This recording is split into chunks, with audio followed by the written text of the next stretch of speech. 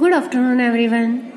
Book keeping and accountancy में हमने जितना भी कोर्स किया है उसका आपको अपडेट रखना है, रेगुलर स्टडी करते रहना है।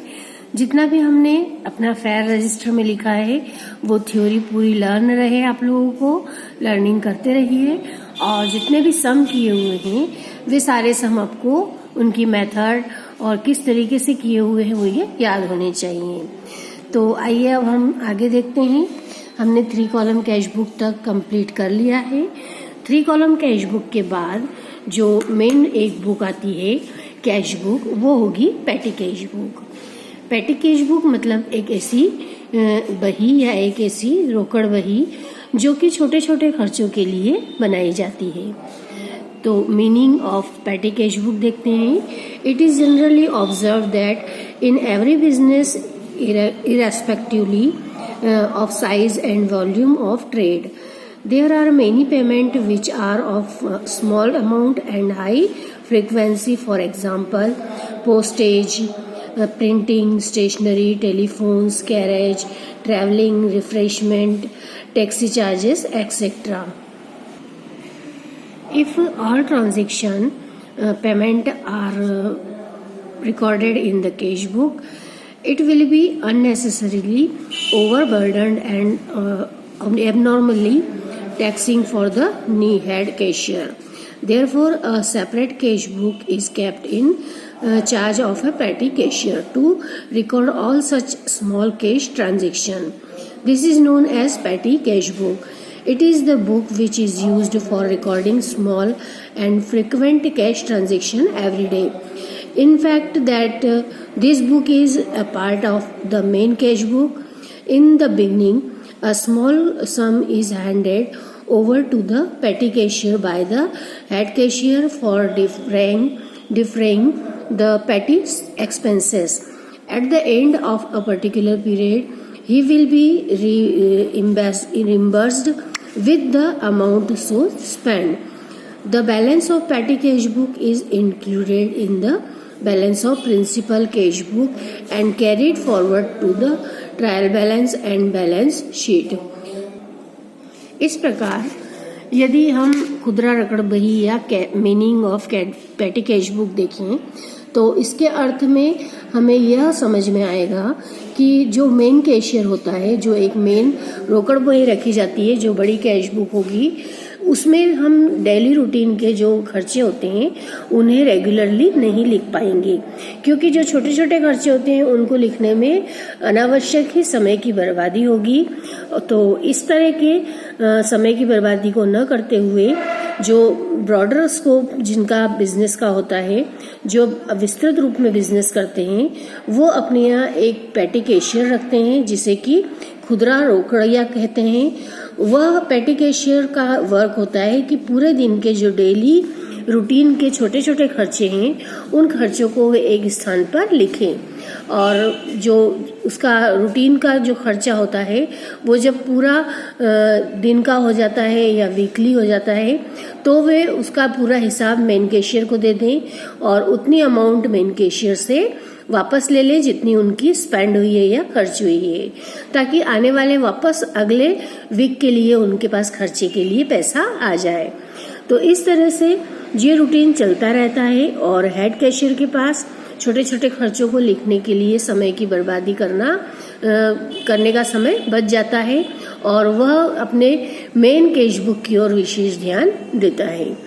तो खुदरा रोकड़ या लघु रोकड़ बही का अभिप्राय उस रोकड़ पुस्तक से ही होगा जिसमें व्यापार में होने वाले छोटे छोटे खर्चों का लेखा किया जाता है।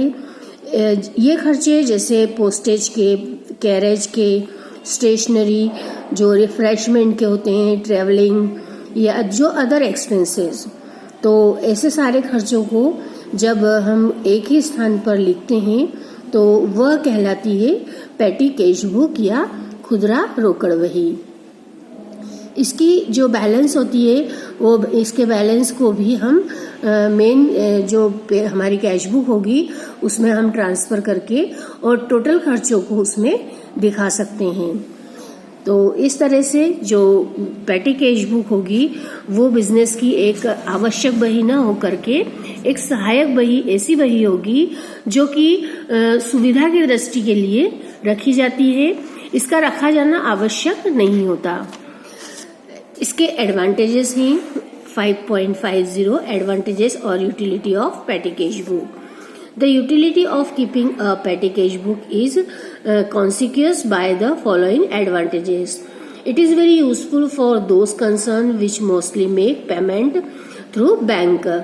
Frequent payment of major amount through bank is not feasible. A petty cashier can do this work easily and quickly. The posting of small payment in cash book require much time and labor. Petty cash book removes this difficulty. Various expenses written in petty cash book can be classified and their account can be opened in the ledger. Petty cash book lessens the burden of the head cashier. It saves time of head cashier. The cash book can be prepared in time. Petty cash book can be maintained by an ordinary clerk. The head cashier checks the petty cash book from time to time, and so there is little scope for manipulation and deflection. Petty cash book, petty expenses of a different period can be compared easily. Items of abnormal expenditure can easily be found out, and an effective control can be made thereon. It helps smooth running of business आसानी से। तो इस प्रकार से जो खुदरा रोकड़ बही या पेटी कैश बुक रखने के लाभ हैं उसमें व्यापारी अपने लेन देन जो ज़्यादातर होते हैं बैंक के माध्यम से करते हैं, उनके लिए ऐसी बही रखना लाभप्रद होता है, क्योंकि वह हर छोटे छोटे व्यय का भुगतान बैंक से करना नहीं चाहते और ये संभव भी नहीं होता और न ही यह व्यवहारिक है। जो पेटी कैश बुक रखने से प्रत्येक जो छोटे छोटे खर्च होते हैं उनकी जो पोस्टिंग होती है रोकड़ बही में करने की जो असुविधा है वह भी समाप्त हो जाती है। पेटी कैश बुक में जितने भी एक्सपेंसेस होते हैं उन्हें हेड वाइज उन्हें एक शीर्षक के द्वारा हम उसमें पेटी कैश बुक में उसकी एंट्री कर देते हैं, जिससे उसके खाते खोलने में आसानी रहती है। कैश बुक में सभी छोटे छोटे एक्सपेंसेस लिखने का हमारा टाइम भी बच जाता है और रोकड़ बही जो हम तैयार कर रहे हैं उसमें अनावश्यक हम लेट नहीं होते हैं और हम बड़े खर्चों को ही ध्यान में रख करके कैश बुक को प्रिपेयर कर देते हैं।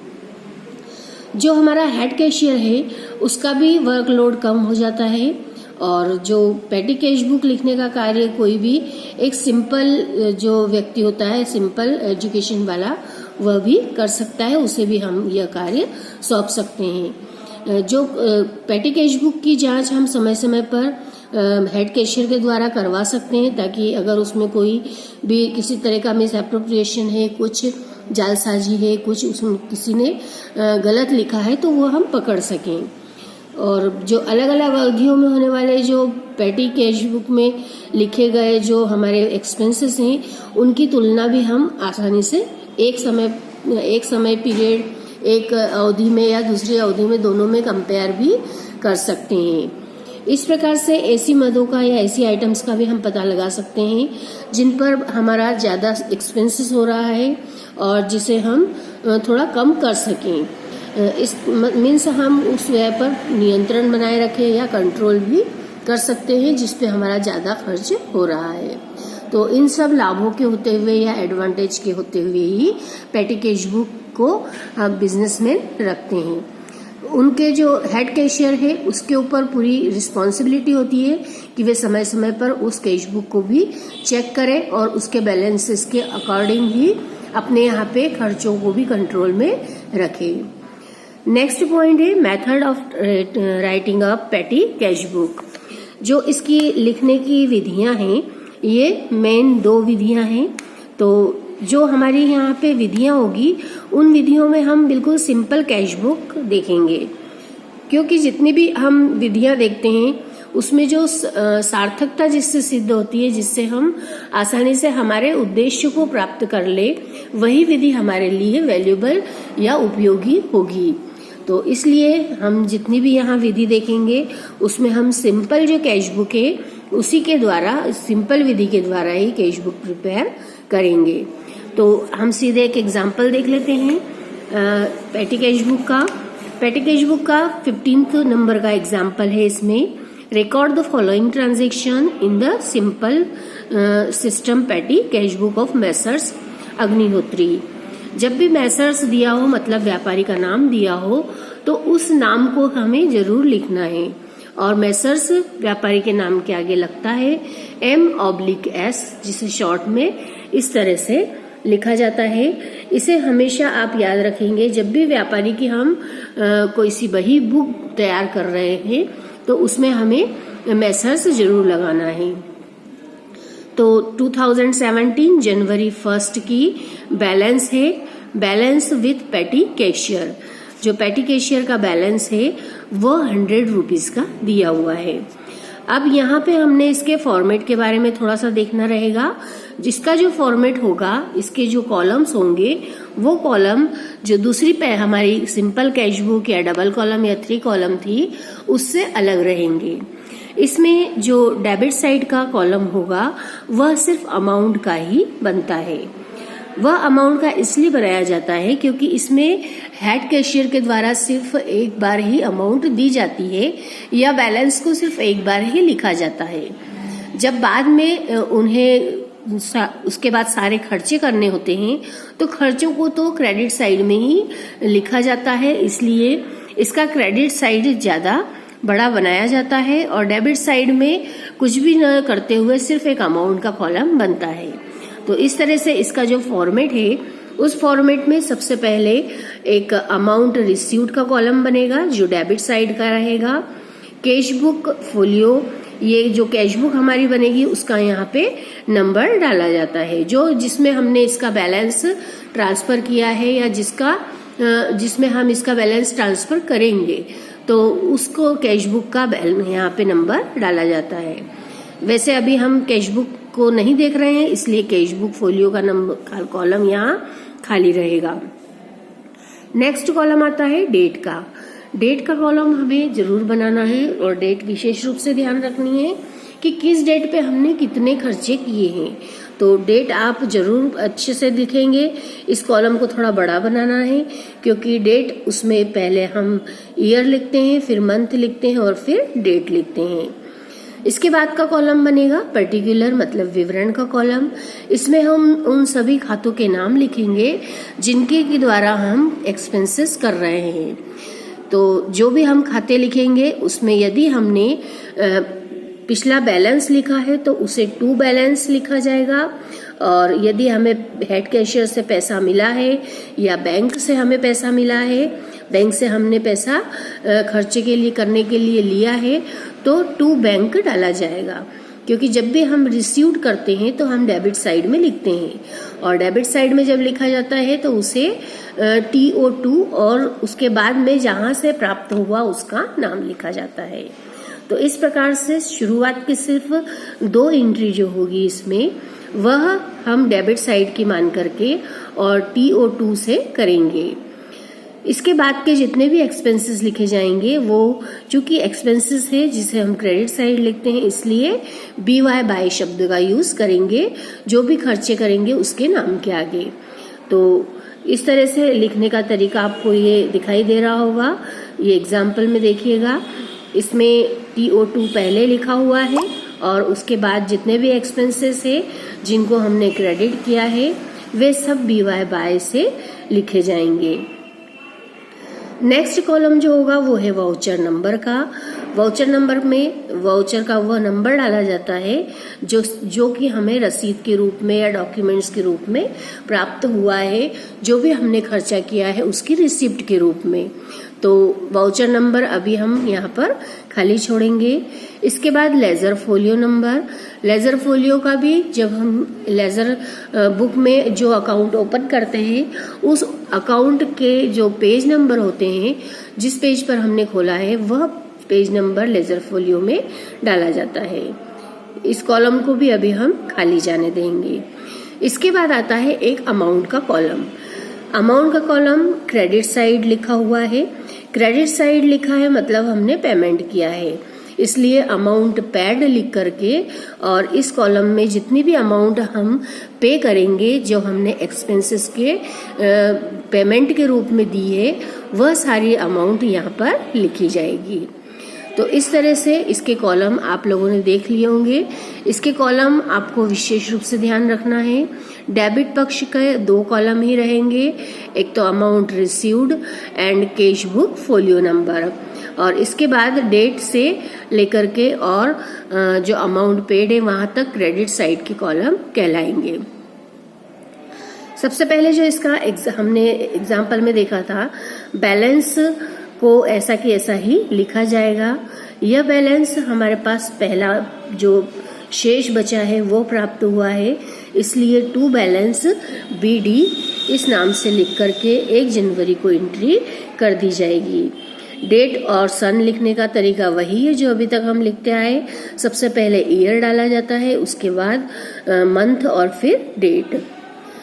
नेक्स्ट ट्रांजैक्शन हम देखेंगे सम में। जनवरी 2 की entry, received a cheque from head cashier. Head cashier से एक चेक प्राप्त हुआ, कितने 1000 का, 1000 का चेक हेड कैशियर से प्राप्त हुआ। जब चेक प्राप्त हुआ है तो उसे हम बैंक से जा करके और कैश करवा करके और हमारे पास कैश लेकर आएंगे। तो हमें बैंक से प्राप्त हुआ, इसलिए हम TO2 बैंक लिखेंगे। जनवरी 2 की एंट्री में हमने यही एंट्री पेटी कैश बुक में की है।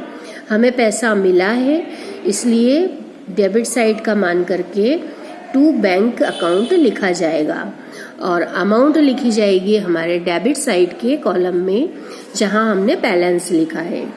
अमाउंट रिसीव्ड वाले कॉलम में जो फर्स्ट कॉलम हमने बनाया है उसमें 100 रुपये बैलेंस के और 1000 रुपये जो हमें चेक प्राप्त हुआ, जो हमने बैंक से पैसा 1000 रुपये कैश लिया, वह लिखेंगे।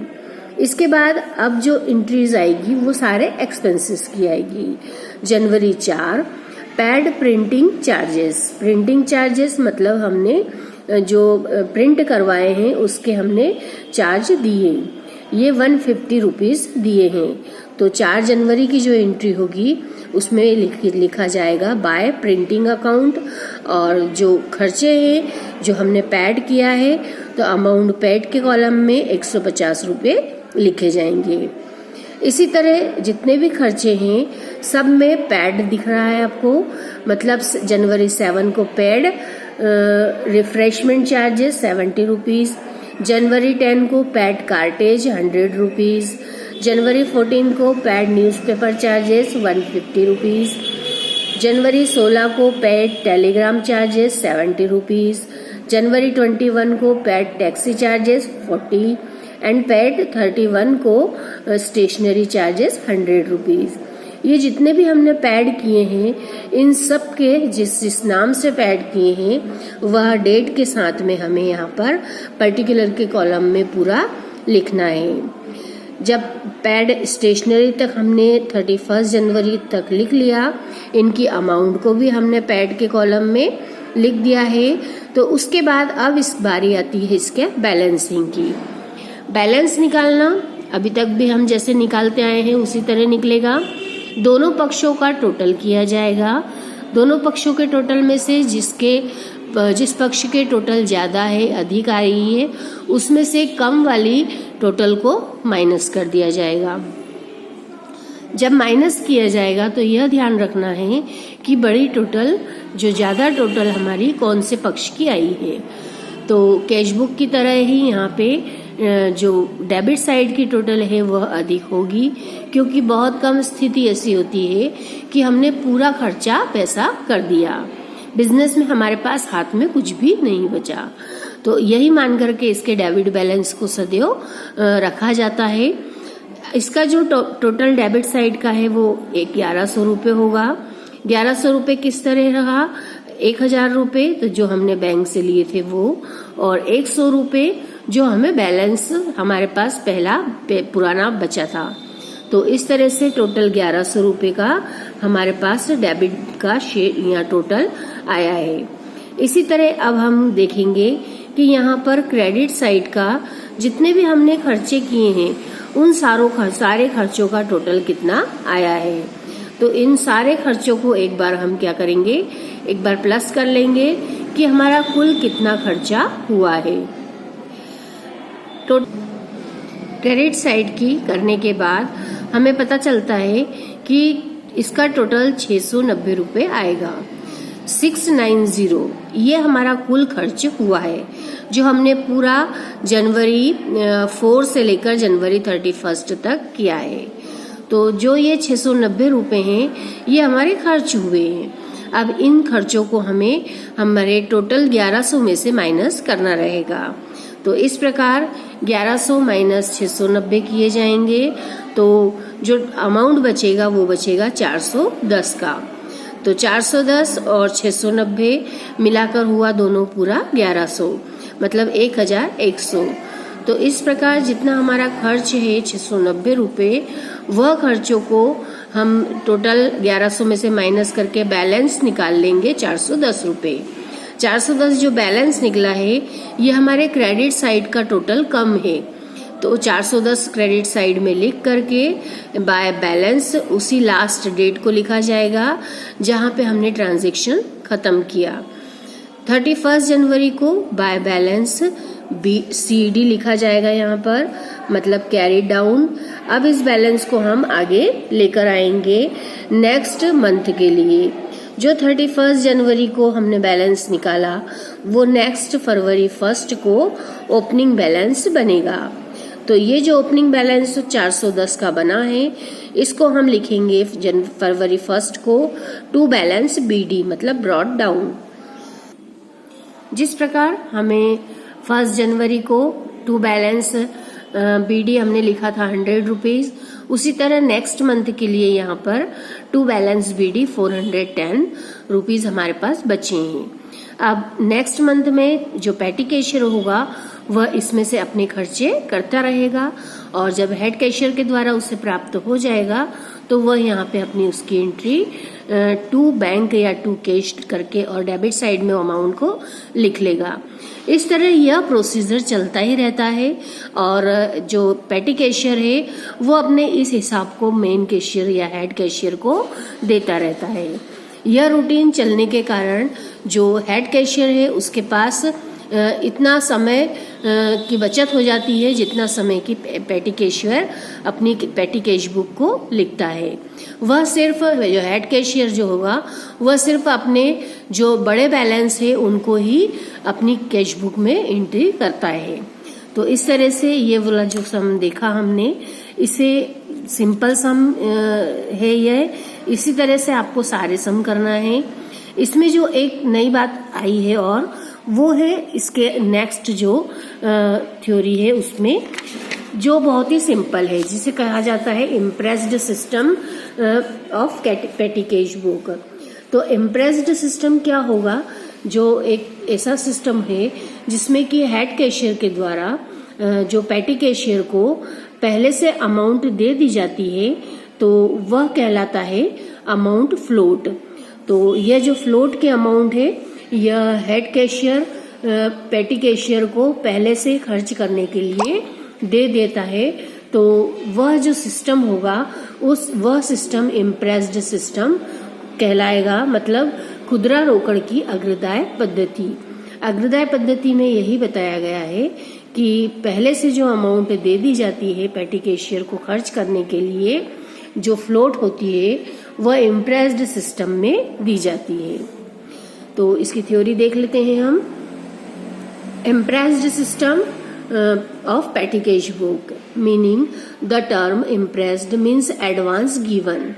This system of keeping petty cash book is most popular and scientific. Under this system, an estimate of probable petty expenses is made for a particular period and certain sum is paid to the petty cashier by the head cashier in advance, which is float. The petty cashier defrays the petty expenses out of this amount supported by receipts and voucher, which are filled properly and on the basis of which petty cash expenses are recorded in the main cash book. At the end of the period under review, the petty cashier gets the account checked by the head cashier. The head cashier again pays the petty cashier an amount equal to the sum spent, so that the cash with the petty cashier may equal to the float. Utility देखेंगे हम. Utility के पहले इसका meaning और समझ लेते हैं.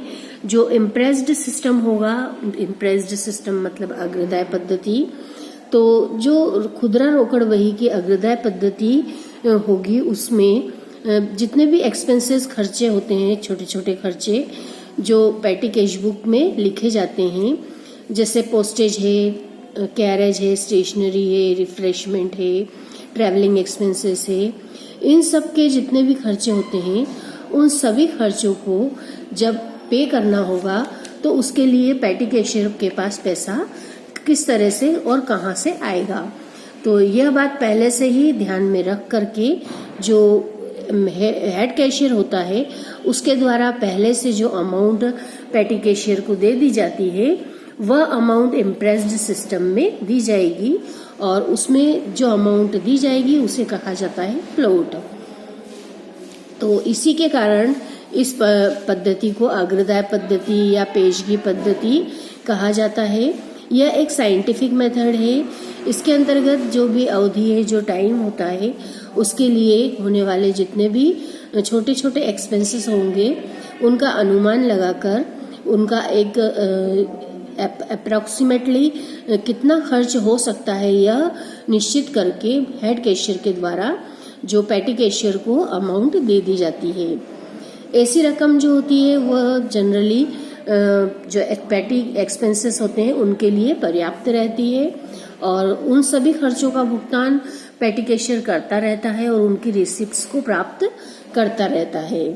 जो जितने भी रिसिप्ट्स और वाउचर्स होते हैं वे फाइल में लगा करके और पूरा सुरक्षित रख लिए जाते हैं और इन्हीं के आधार पर जो पेटी कैशियर है वो अपनी कैश बुक में सभी की एंट्री करता रहता है.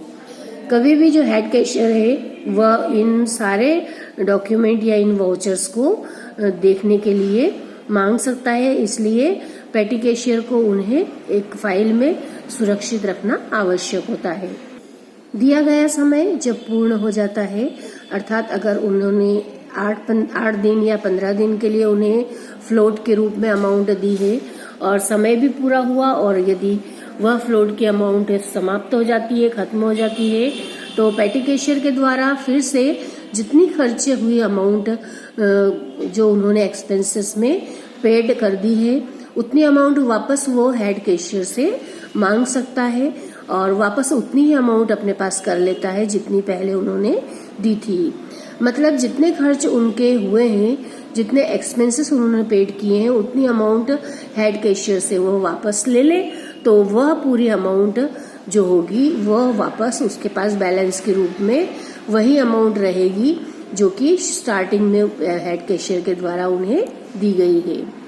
तो ये जो पूरी अमाउंट होगी यह जो पहले से दी जाती है वो फ्लोट कहलाती है. ये आपको विशेष रूप से ध्यान रखना है.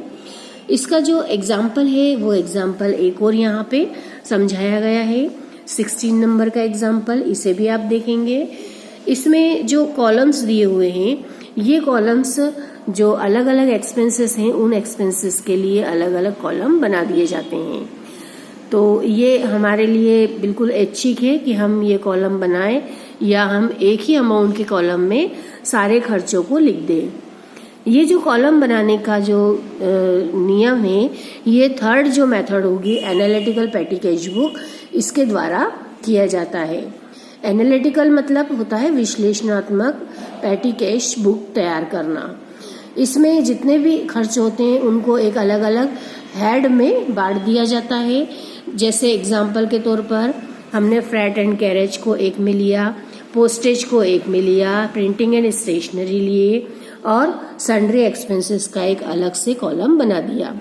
अब ये जितने भी कॉलम्स होंगे इनमें जो इनके कॉलम की अमाउंट है जो इन मदों पर खर्च की गई है उन कॉलम में हम उसे इंटर कर देते हैं।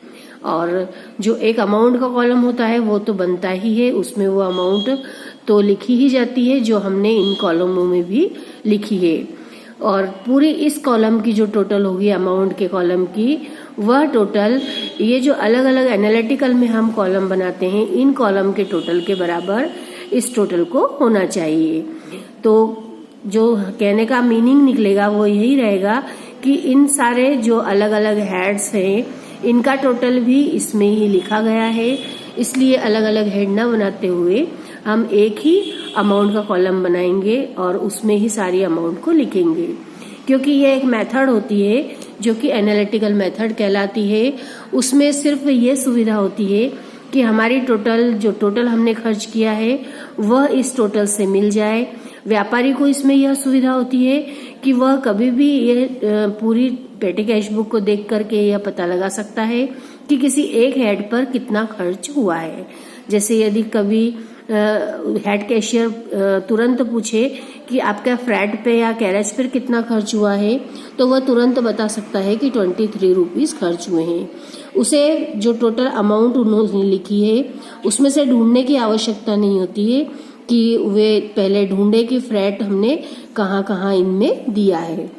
तो इस असुविधा से बचने के लिए ही पेटी कैशियर अपने यहाँ एनालिटिकल कैश बुक पेटी कैश बुक को प्रिपेयर करता है। तो आपको क्लियर हुआ होगा कि एनालिटिकल क्यों बनाई जाती है। इसका जो प्रोसेस है लिखने का जो हम इम्प्रेस्ड सिस्टम में देख रहे थे उसमें जो टोटल अमाउंट उन्हें रिसीव्ड हुई है इस एग्जाम्पल में ये समझाया गया है।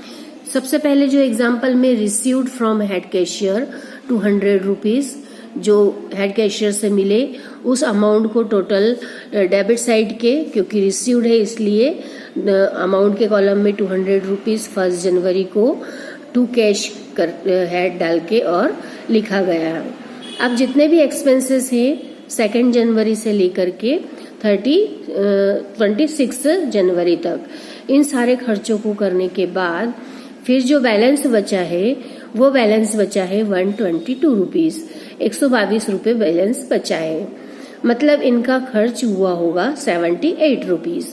तो जो 78 रुपीज इनके एक्सपेंसेस हुए हैं वो उन्होंने हेड कैशियर से वापस ले लिए और वापस 200 का बैलेंस उन्होंने अपने यहाँ कर लिया।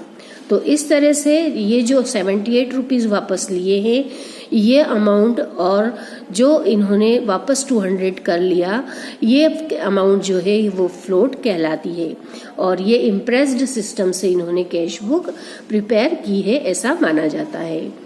तो आपको यह सिस्टम भी समझ में आया होगा और किस तरह से हमने सवाल किया है ये भी देखा होगा। सारे खर्चों को हमने यहाँ